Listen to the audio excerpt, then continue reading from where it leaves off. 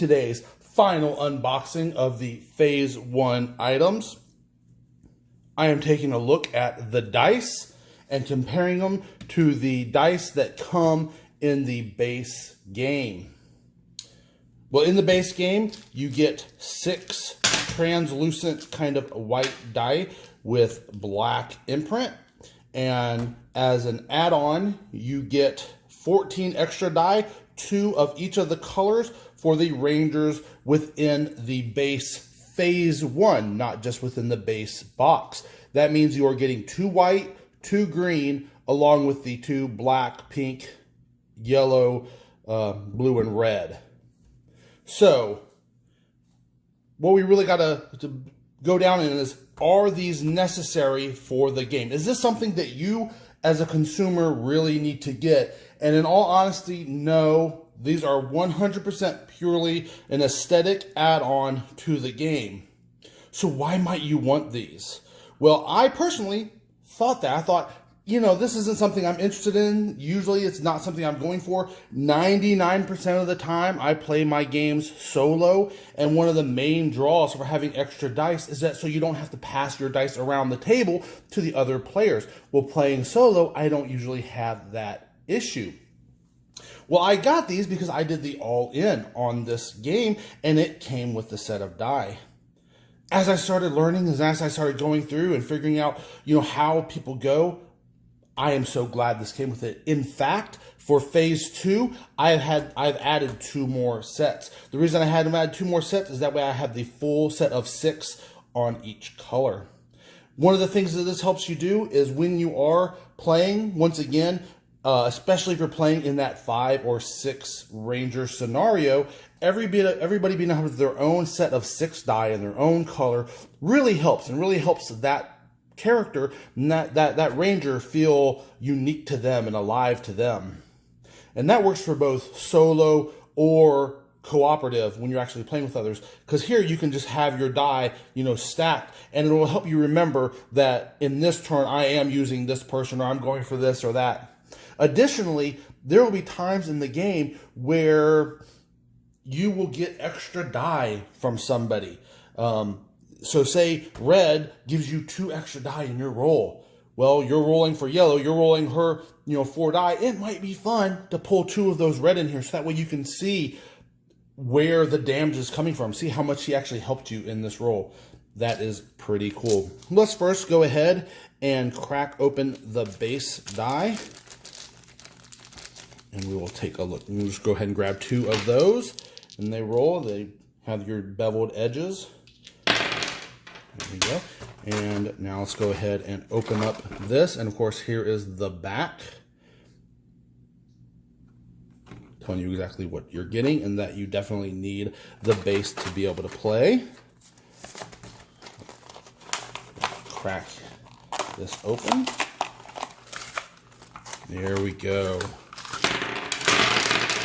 And die went everywhere. Of course it did. Here we go. So we have, and these are translucent, so you don't have the true blacker than black for any, or the true like extremely dark. I like that they're translucent. You can see straight through. These translucent type dice are actually some of my favorite when it comes to die games, because they usually tend to be more consistent, being that they're one material, one go. So you tend to roll more consistently with the translucent. So I'm glad they went that route. So let's go ahead and set all of these up. There's our base. Oops. Here we go. So now we have our out of frame. There we go. Now we have our 5 Rangers. Of course, yellow, blue, pink, red, and black. All with their colored die and white imprint.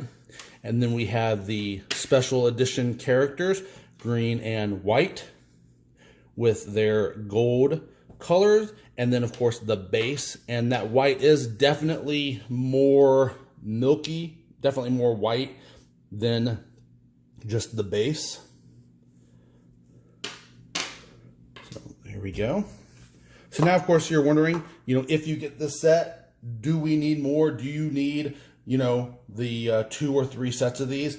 Once again, I feel like if you've, gone to where you recognize, hey, I really do like the size of it, and they are huge die. I really do like the separate colors, the different feels for all of these. It is definitely worth your investment to get 3 sets of these, so every ranger can have 6 of their own. Again, I am a huge fan of adding things to games that make them feel more alive, make the characters feel more unique. Whether that's, especially here within these kind of unique dye to the character or colored dye to the character, when it comes to, figures or terrain figures, or whenever you can, substitute things.